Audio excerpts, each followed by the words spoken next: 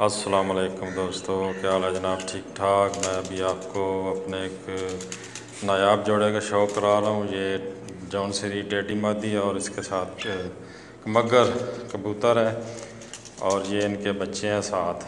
माशाल्लाह बहुत ही अच्छा जोड़ा है हमारा। ये आप दोस्तों को शौक़ करा रहा हूँ। ये बच्चे हैं जिसके मगर नर है और जौन सीरी टेडी मादी है।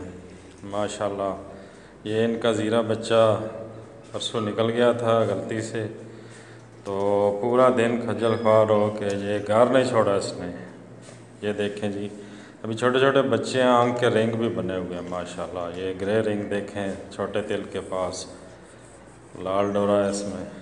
ये दूसरा बच्चा है माशाल्लाह। अभी इनकी 10वीं कली भी जो है बड़ी नहीं हुई, बिल्कुल ज़ीरो कली के बच्चे हैं। और ये सिर्फ शौक़ के लिए शेयर कर रहा हूँ, सेल के लिए नहीं है।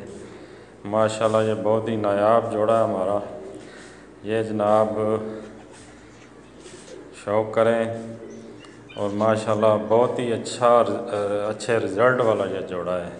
ये अभी इनके नए बच्चे निकले हैं शौक़ के लिए।